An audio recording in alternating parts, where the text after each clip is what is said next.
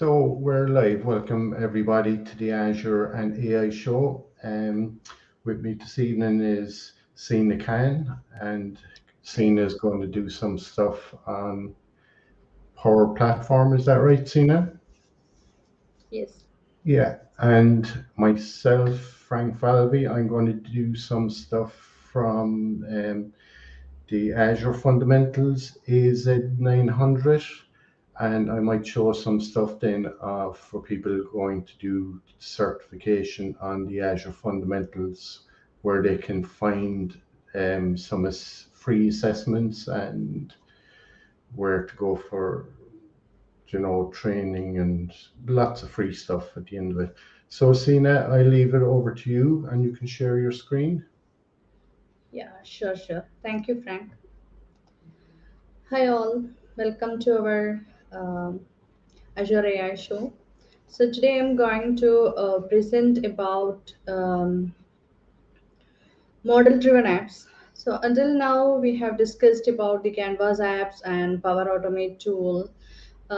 Canvas app mostly we are using for building Power Apps. So same in the way here, we're using model-driven apps. So we can create Power Apps like okay pages, we can add websites, we can build and we can customize, and we can embed our Canvas app into the model driven app. There are so many functionalities of model driven app, and we can create dashboards as well.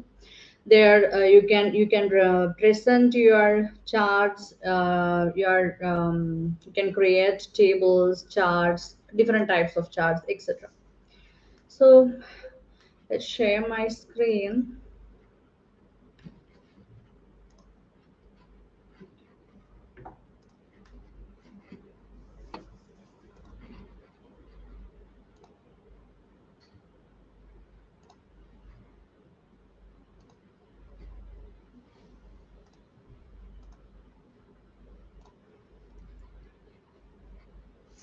Yeah, Please let I me can know see. if my screen I is can visible. Yeah, I can see it there now, Sina. I'll just add it to the screen and give it 2 seconds. Yeah, there we go. Okay. You can see your Thank you, screen Frank. there now. Thank you. Yeah. Okay, so this is the Power Platform environment, and this is my environment, Seena Khan's, and these are the options we have to create and build the Power Apps. So here you can see there is a last demonstration. I have demonstrated about an Excel file, how we can upload it in our Dataverse table, and then out of that database table, how can we create a Canvas app, and how can we add new data and delete an existing data from the data table. So how we can demonstrate it in the Canvas app through the data tables. So today I'm going to present about a model driven app. How can we create a model driven app, and then by using an existing table. So here same the option we are going here also apps, and you can see here four options. Before this has been actually changed. Now these are the new options available now for the new app menu. Before it was like Canvas app, model driven app was the options available. So now you can see here four major options. Start with Copilot, start with data, start with a page design, and start with an app template. So start with Copilot already we have done, and start with data last week we have done, and then start with a page design. I'm going for creating a model driven app by using this option. And before starting that, just go to the tables here. So what are the available tables we are having? Just for checking that, we can create a new table as blank table as well if you are not having, or else the last week how we have done is upload an Excel file and you can do that. And then there is like, so here these are the tables available. So sales order detail, if I'm going for sales order details, click on it.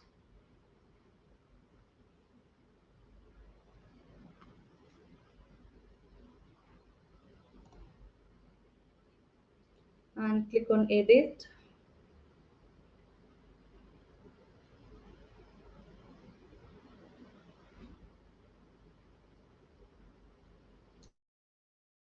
That will take some time to show the data.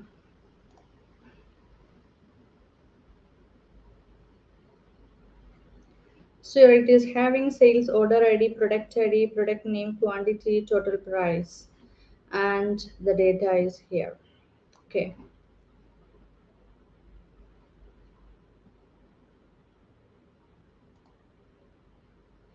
Now by using this table, we are going to create a model driven app. To start with a page design, click over it.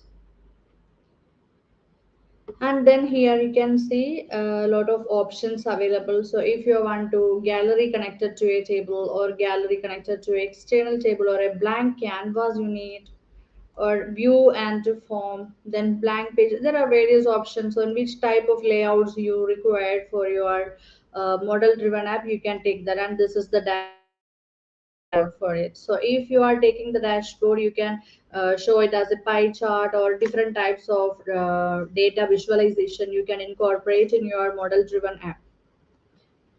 So here I'm going to take view and form. A very simple demonstration it is. Okay, so by using the table, I'm just creating table here. So here it is, providing the name, sales order. You can provide the description like, okay, this model driven app is for what purpose, or okay, so you can provide that. Or here I'm not going to give any description, or else we can give a description like, okay, this app is for displaying sales order details.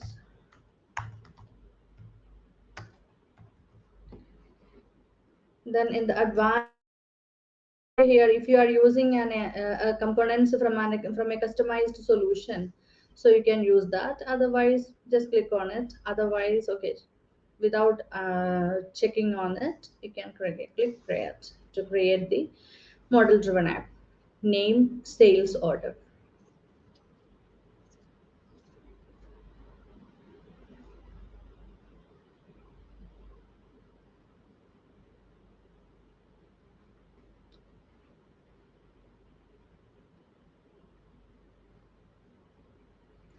And here these are the new page, and here you are going to add a new page, and here the table displays. Okay, if you are selecting from an existing table, from here also you can create a new table by creating this app.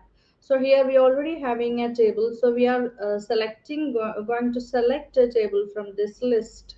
So if you choose select existing table, the list will show here.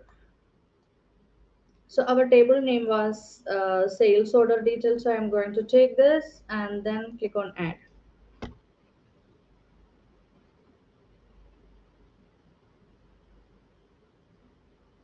So here is my table.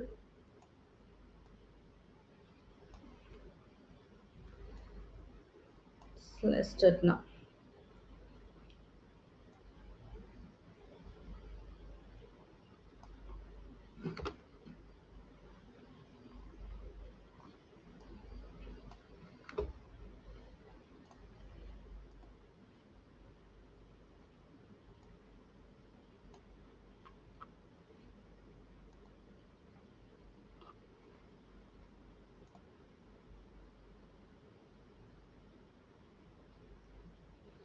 Now you can save it. And then you can publish it. So here I'm not going to publish this one. So the next demonstration, next week I'm going to embed a canvas app into this model driven app. So then I will go for publishing the entire apps. So now, so this much only today. So how we are going to create a model driven app. So same in the way how we are creating canvas app, go to the apps option here.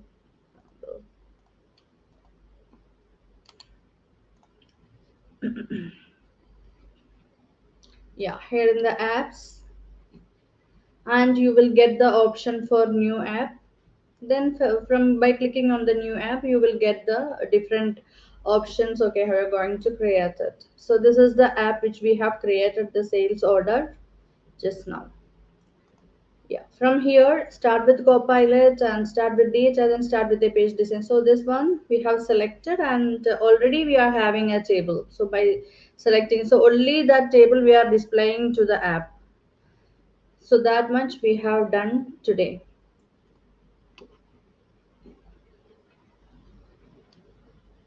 Hi Frank. Yeah, that's very good, Seena. I see one of the things Copilot is actually in. They've incorporated Copilot into the Power Apps. Yeah, yes. I have demonstrated one 2 weeks before, I think, by Yeah, using Copilot. yeah, that's very good. Like that way you're kind of doing all the different lessons and tying them all in together. Yeah, So you also have a blog that you have demonstrate these on as well, do you? yeah, yes. Yeah, we might share that link inside in LinkedIn later. So I'm going to share my screen there, and I'm going to do some stuff for the Azure fundamentals. You can tell me if my screen shows up. Um, 2 seconds now. So this StreamYard now this week is actually going out through 3 different platforms, Sina. It's going to YouTube, it's going to Twitter or X and LinkedIn. So if you want to send me on your, um, if you want to output it to any of your, yeah. I'm also sharing the same. There is one group called Microsoft Cloud Community Bahrain. I okay, have started, so I'm also sharing the same here. 1 second now. Can you see my screen there? Yes, yes, Okay, just a second now. So from the beginning, can you see that there yet? yes. The AZ900, yeah?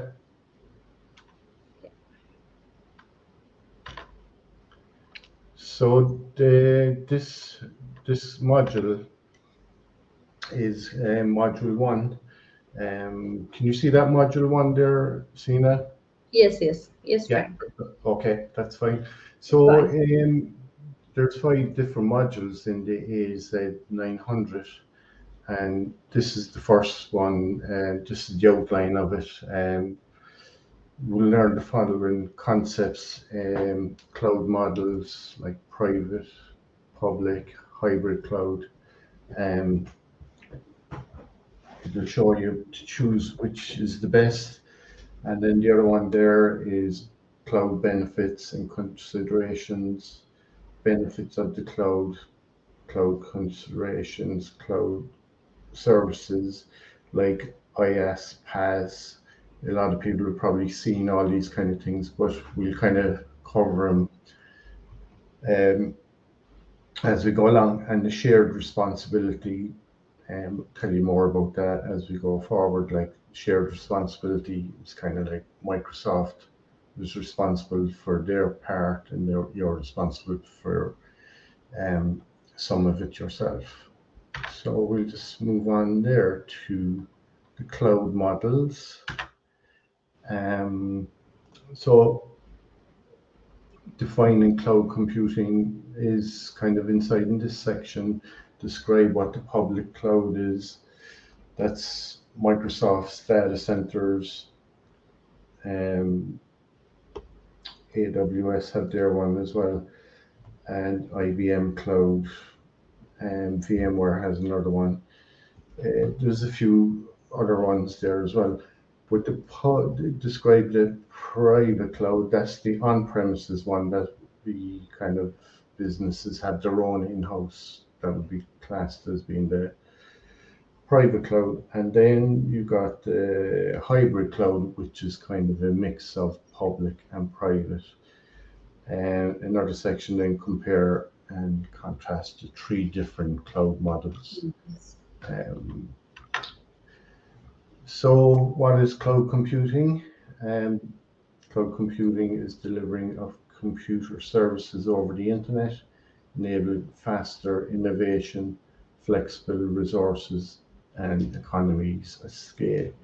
So these are four components of it. So like cloud computing, if you think of it, it's kind of like you're using somebody else's equipment and storage and the internet to actually do stuff. So that's kind of cloud computing. Yeah. Um, so just kind of moving on a small bit here. So this is the public cloud, um, owned by cloud services and hosting providers, as I said, like Microsoft and AWS, VMware, they're just to name a few. And they provide resources and services to multiple organizations and users. And it's all accessed over secure internet. Well, typically the internet, and they'd be using VPNs and all this kind of stuff to make it secure. So just moving on to the next one there, the private cloud. Organizations create cloud environments in their data centers. Um, so they're typically the on-premises one that we'd say like typically banks would use them now, so they wouldn't be out on the cloud, they'd be in-house all the time. So another one would be telecommunications companies, they'd keep them in-house. So like organizations are responsible for operating the services they provide. So private cloud seems to be, you know, the standard for that type of stuff. And they don't provide access to users from the outside of their organization. So it's very kind of strict, private cloud is. So then the hybrid model then is kind of a mix of both public and private cloud. So it allows applications to run in most appropriate locations. So like we'd say a private cloud there could be, we'd say, an accountancy firm. At the end of the year, they might need extra kind of storage or something like that, that they don't want to buy a whole new rack of stuff. They can just actually buy some public cloud, and they might only need to use it for a couple of weeks. So, and then after the couple of weeks, they just scale it back down again and just use their private cloud. So that's kind of an example of the hybrid cloud, a mixture of both public and private. So the cloud model comparisons. So the public cloud, no capital expenditure to scale up. So which is handy. You don't have to buy your infrastructure and buy a load of equipment and bring it into your in-house environment. You can just use the public cloud. You know, you might only need it for a couple of weeks. So applications can be quickly provisioned and de-provisioned when you don't need them anymore. Organizations, they can only pay for what they use. So like basically whatever you consume, you just pay for. When you're finished with it, you don't use it anymore. So the private cloud then, right, hardware must be purchased. As I was saying, capital kind of expenditure there. You have to put out a lot of money to buy the private cloud. Organizations they have complete control over the resources and the security, and organizations are responsible for hardware maintenance and updates themselves. So it's kind of the private cloud is very expensive, if you can think of it.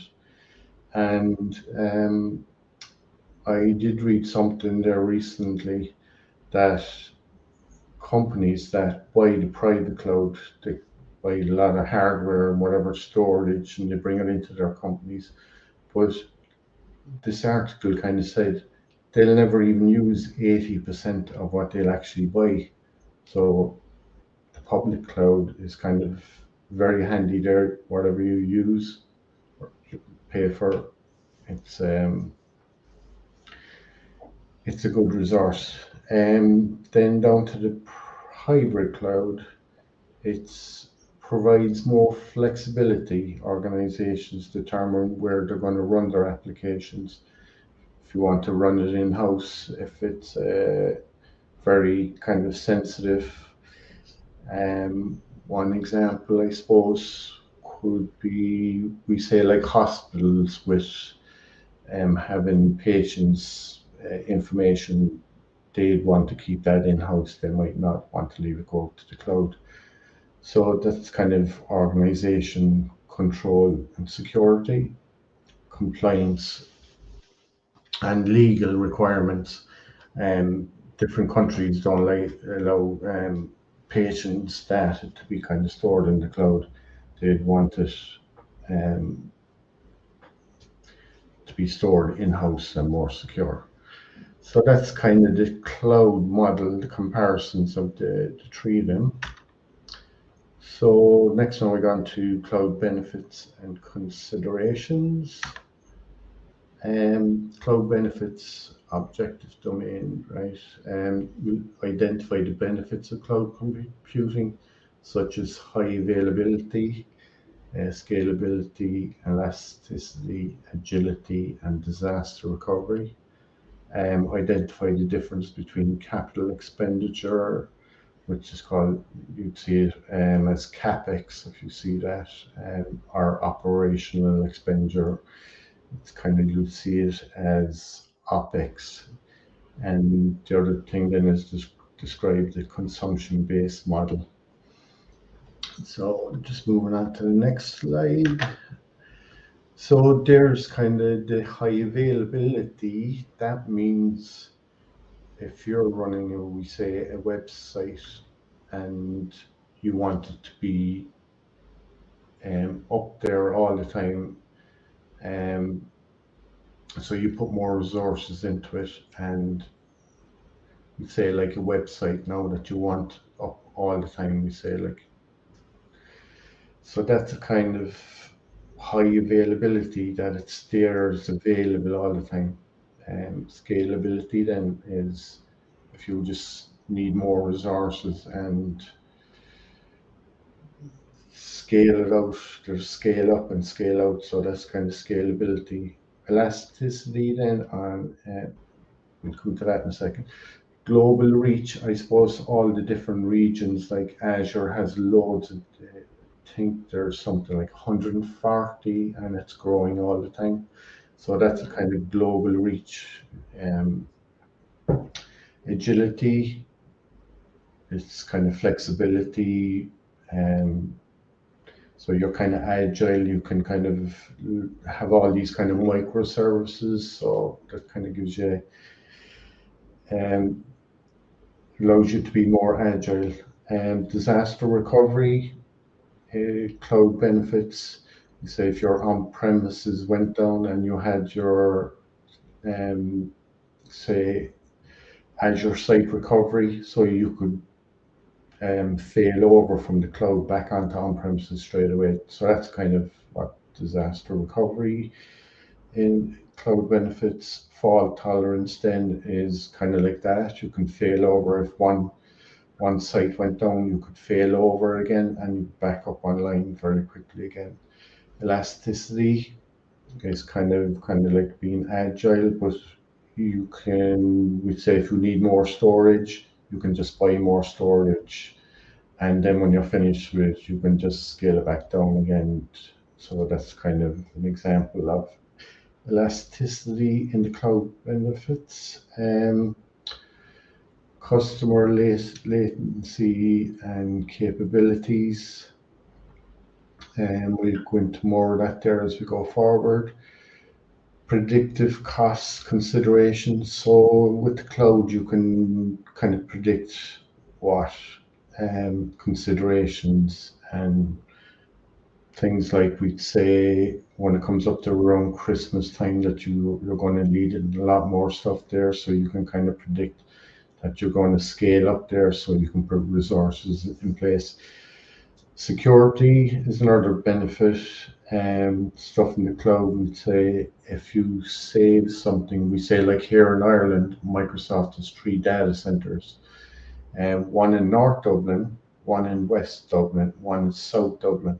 So like if Okay. something like a ransomware happened in one of them, it's going to be in the other two. So security is very good. So moving on to the next one. This is um, compare CapEx versus OpEx. So like the capital expenditure is the amount of money you're going to spend up front on physical infrastructure. The cost of CapEx has a value that reduces over time. So like when you spend a lot of money up front on infrastructure, you're going to be adding to it all the time because like it's going to fail and things like that. You might need more storage or so you're putting a lot of money up front when you're buying physical infrastructure. Whereas the kind of new thing now is operational expenditure, right? So you spend on the product and services as you need them, pay as you go, and you get billed immediately. So it's a good one for we say startups now that don't have a lot of money and they don't have to spend a lot of money up front, so pay as you go. So they'll only use what they'll only spend on what they're going to use straight away, and no upfront costs. So that's the operational expenditure one. So just move on to the next one. So the consumption-based model is like cloud service providers operate a consumption-based model, which means the end user only pays for resources that they use. Um, Whatever they use, it's what they pay for basically. So they have better kind of cost predictions, price for individual resources and services are provided. Billing is based on actual usage. So they just give you a bill, you get a bill for what you use, and that's straightforward enough. Just moving on to cloud services, objectives and domains. These were the ones I was telling you about there earlier. And describe infrastructure as a service. It's kind of you'd see IaaS, IaaS. Describe platform as a service, and that's kind of PaaS. And describe software as a service, which is SaaS. So they're the three main ones that are there. Um, they're part of the NIST thing, so they're the only three that they use. So identify a service based on the use case, describe and the shared responsibility model, describe serverless computing. So we'll be just kind of digging down a bit more into those as we go forward. So this is the IaaS, which is infrastructure as a service. So build pay-as-you-go infrastructure by renting servers, virtual machines, storage, networks, and operating systems from a cloud service provider. So the one we're talking about mostly is Microsoft Azure. So as you can see there on the left-hand side, the servers and storage. And so IaaS is it means you're in control of nearly everything else yourself. Um, and the only thing Microsoft looks after then is the actual physical data center itself, and you're in control of everything else. Like, so that's kind of overview of the IS. So next one is platform as a service, so the PaaS. It provides environment for building, testing, deploying software applications without focusing on managing the underlying infrastructure.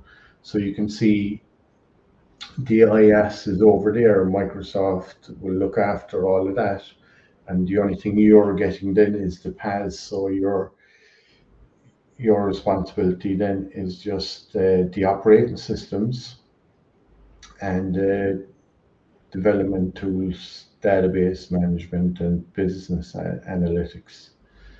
So having a PaaS one kind of takes away all the other kind of infrastructure stuff. Microsoft will look after all that stuff.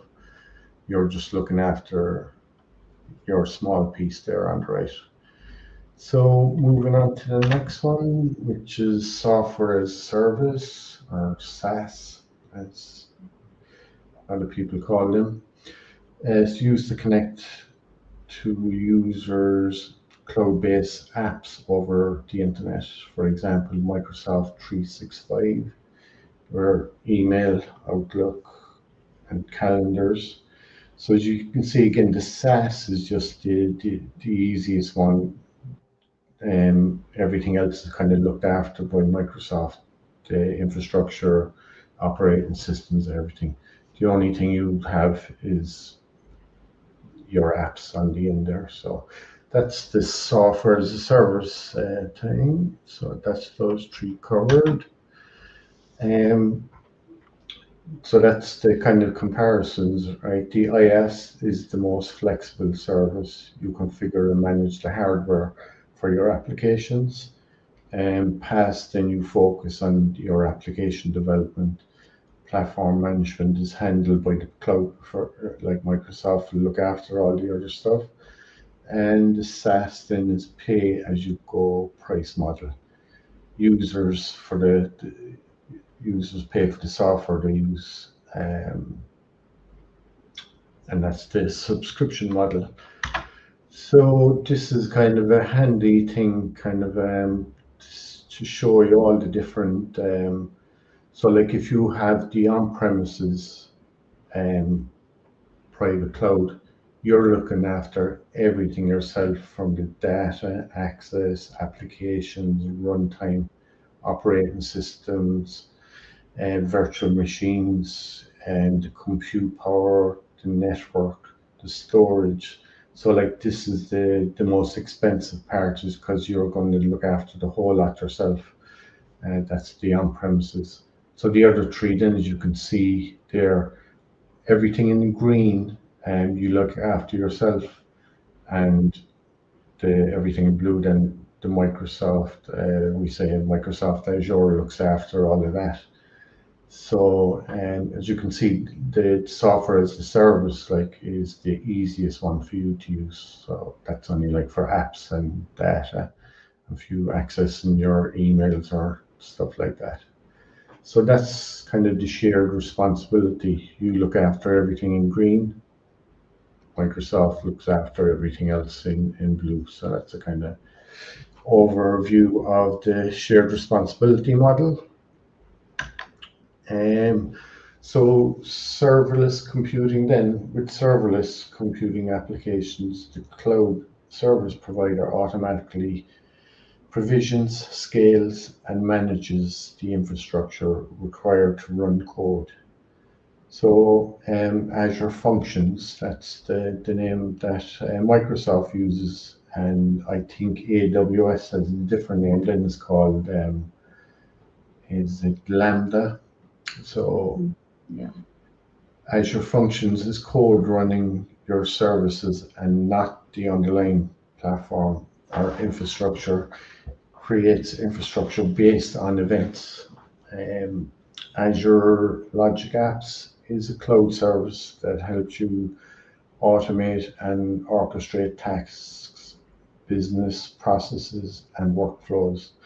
when you need them to integrate with apps, data, systems, and services. So that's a kind of an overview there of serverless computing. So this one now is just, we're not going to check our knowledge, that's just the slides I have in it. So let's move on. So like we just do review of that there, like we covered the private, public, and hybrid cloud models based on things, and from high availability to elasticity to disaster recovery to pay as you use benefits and the Azure cloud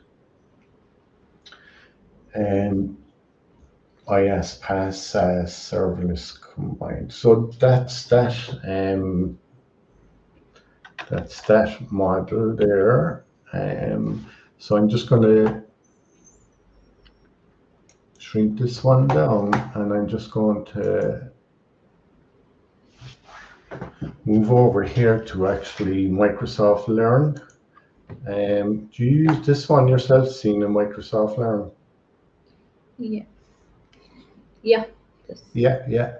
So I'm just going to show kind of people there that is going to learn the Azure fundamentals, which is the AZ900.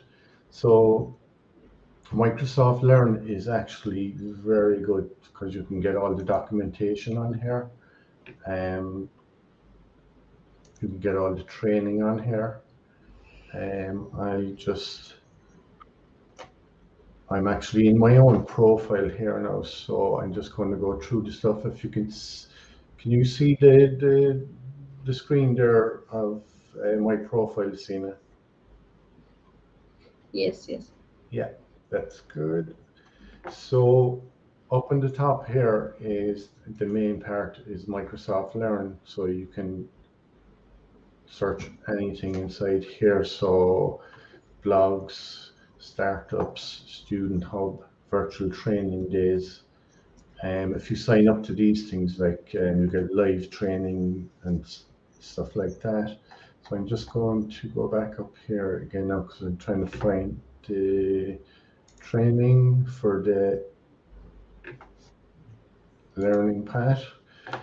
So if it's the AZ900, it's going to be over here on the left hand side underneath products. So if you click on the box here, Azure, over on the right hand side, it's bringing up all the stuff over here. So when we go down here, we're learning the AZ900. So it's going to be a beginner. So you click on beginners and it kind of shrinks it down a bit more. And we are looking for infrastructure. So if we type in here AZ-900, should find it. Yeah, so as you can see there, Microsoft Azure Fundamentals, and you can see I completed it. It's 52 minutes, so I just go into it there and just kind of show you. So as we went over the kind of earlier there, the cloud concepts, and it's described cloud computing, described the benefits, and just 1 second there now. I think somebody is messaging me there.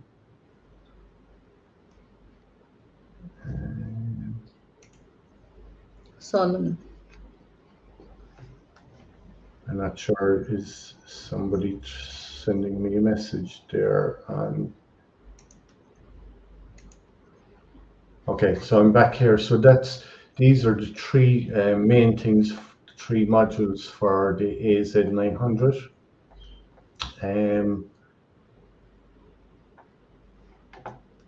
Just go back one. So these three, if you do the three, these are covered under the AZ900. And let me just go up here on the top part again. So that would be, this is it here, the Microsoft AZ900 fundamentals. So it kind of gives you the whole lot about the certification, what's actually needed, and fully There is understand. this practice free assessment as well, the free practice assessment for this. Here in the same page there, yeah, there are some bulleted points to prepare for the exam. Yeah, Yeah, so they are providing, Microsoft providing practice assessments as well, free. that's right. Yeah, yeah. Do you see this page I have here open? Can you see that one? Yeah. This, yeah. So just down underneath, did you see see where I have the mouse here? It says take a free practice assessment. Wait a second now. Yeah, do you see underneath here, this one here, it says take a free practice. Is that the one you were thinking of seeing it there? Yeah, yes. This one, yeah. They've actually introduced a lot more now for I had them opened here earlier. Second now.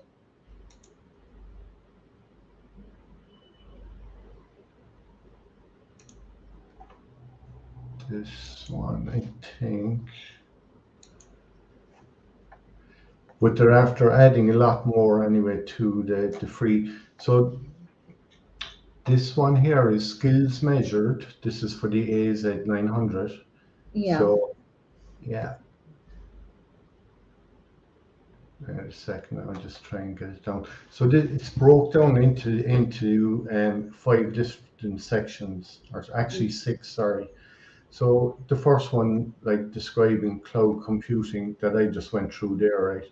Shared responsibility model, public, private, hybrid.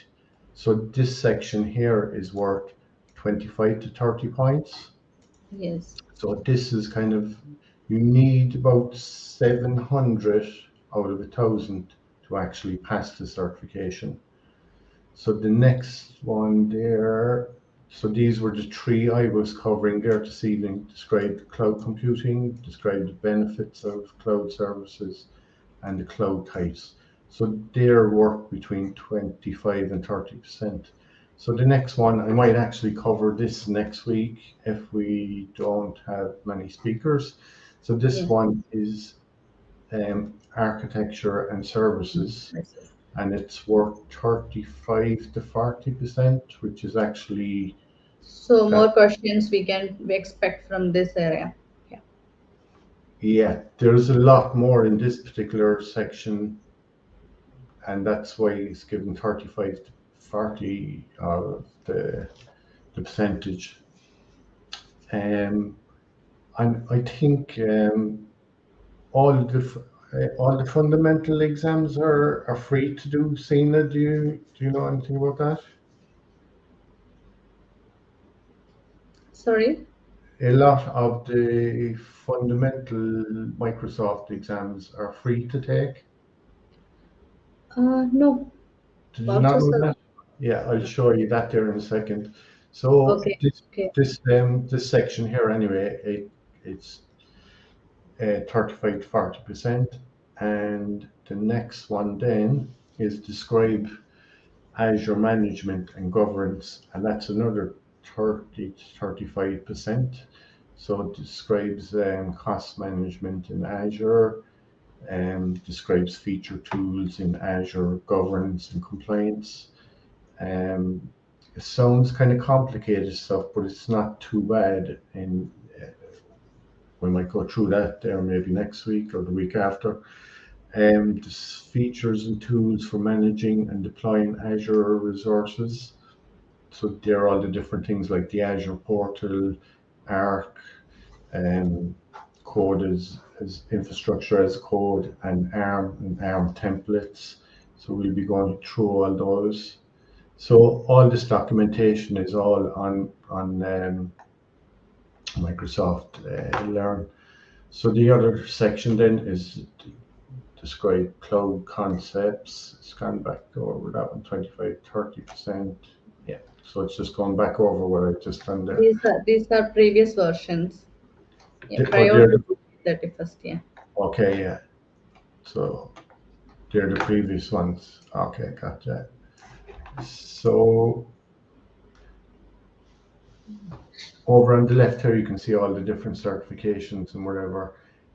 Microsoft, then, they've got renewal certifications. That means if you do certification, we'd say like the AZ 104, and you pass that exam, and 12 months later, Microsoft will just give you'll renew the certification, and you don't actually have to pay for it.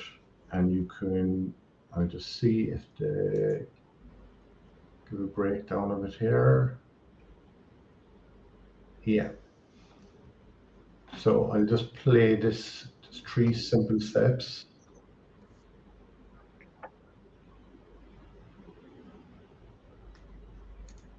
Play.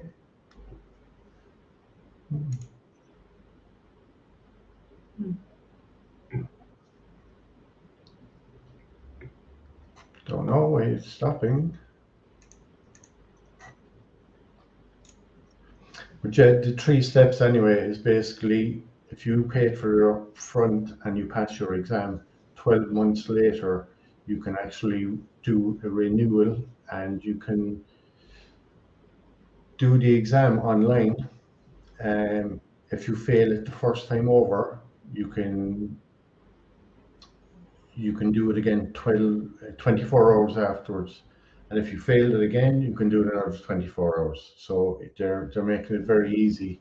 If you pass it first time, next time around you can actually do it for free. So that's what they mean by renewing your certifications. Um, or will it play it again? No, but this is anyway. This is all available on their certifications on the web. Start to play. No,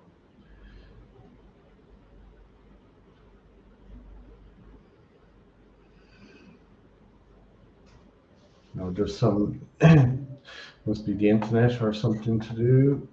But that's that.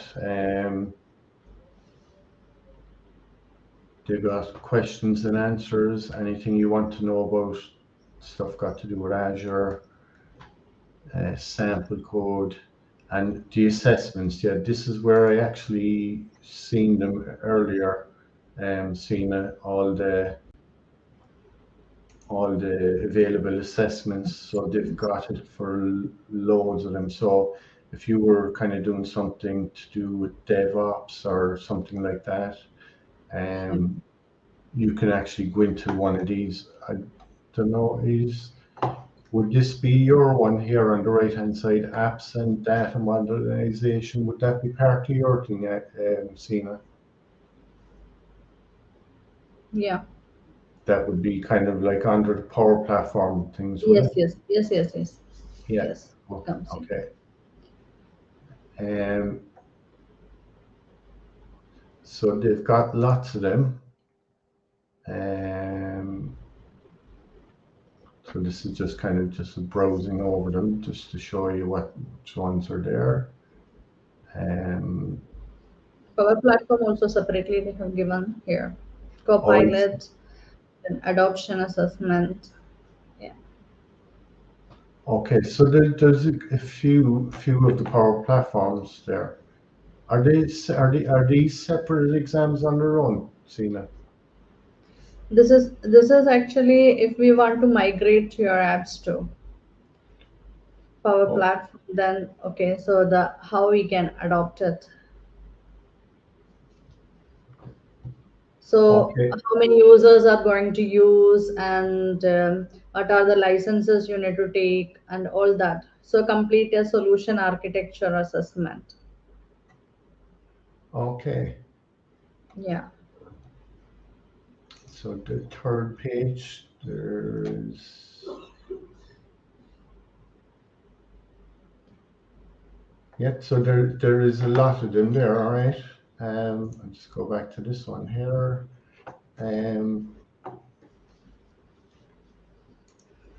just going to go into my profile there just to show, and if people want to get free vouchers to do certifications and training, um, Microsoft have these things called challenges. Have you ever done any of the challenges, Seena? Yeah, yes, yes.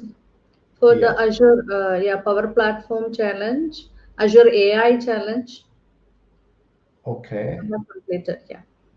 So these, I actually done the Power Platform App Maker. Okay. So these are all the ones on the screen here that I've actually done. Okay. Um, that was the last one I done. There was machine learning. Machine learning operations. Okay.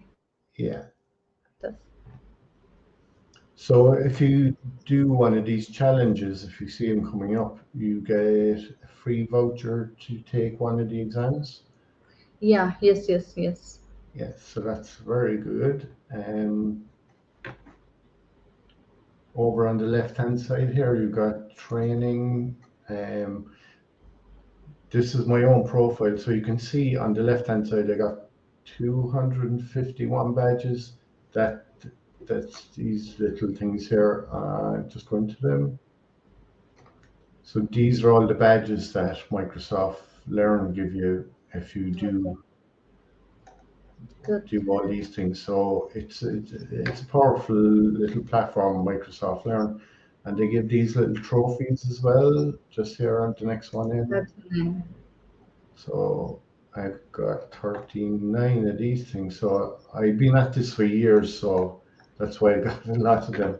Um, So any certifications that you get from Microsoft, they used to store them on Credibly, but this year now they've moved over and they store all your certifications on the Microsoft Learn platform. So these are some of the ones that I've got recently. So the Microsoft Trainer, I think Hmm. Seena, you got this one as well. Yeah, I'm a trainer, Microsoft trainer. You're a Microsoft Trainer as well, yeah. Yeah, yeah. From 2012 onwards. Oh, I'm only new to it. This is my second year, so Okay. 2012. Yeah, from That's very 2012. good. Um, so if you click here underneath, you can see view the certification. So this is my certification on the Microsoft Learn. So you can actually download these, or you can print them off. You can see here on the screen gives you an option to print them, or you can, if you hit print, you can actually save them as a PDF file. So Yeah. like, yeah, so if I pick that there now, I can actually either pick a printer or I can save it as a PDF. You can make it landscape as well, landscape the layout. Yeah, so I just click on the landscape there now. There's that. Yeah. Print on both sides. No. Um, so just cancel. So that's the kind of that's where your certifications are stored on Microsoft Learn. Um, so they have, you get your transcripts and everything. So I won't go into those because you'll only see the ones I failed. Only joking. Um, so yeah,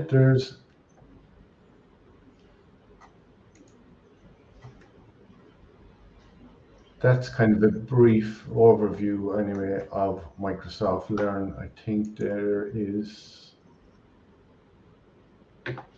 yeah, I just wanted to find out where you actually get free.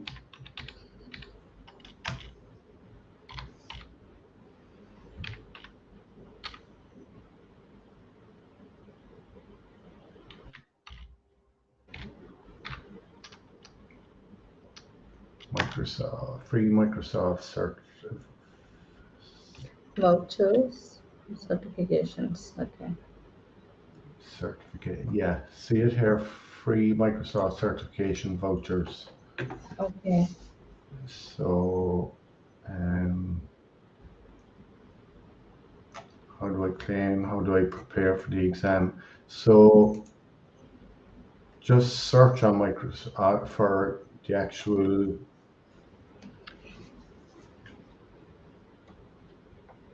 This was not the one. No.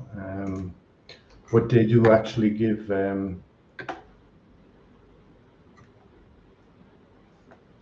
vouchers for doing.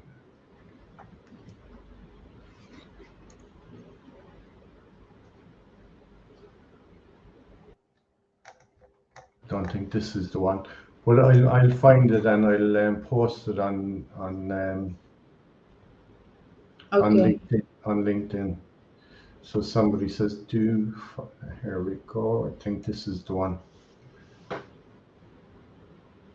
Yeah, free training and certification vouchers. So you can get them here. Okay. I put this link into the chat, Yeah. and so that's where you can get free vouchers. Okay. Second now, where are we at? Here, so it is up in the Microsoft Tech community.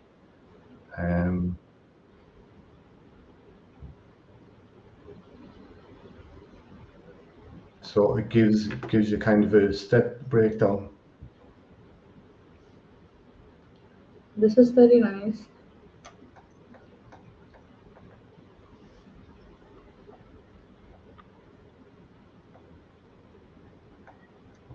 Okay.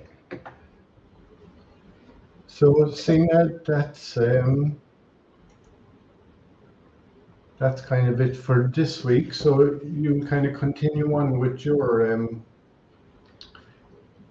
from where you left off today, and maybe next week, and I'll continue this second part of the AZ900, and hopefully we might have some more speakers Yes.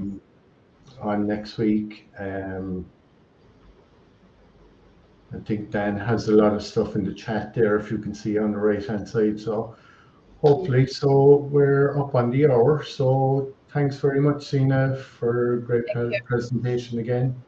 And we'll be back here at the same time next week. So thank you very much for joining us, and bye for now. Thank you. Yeah. Bye bye.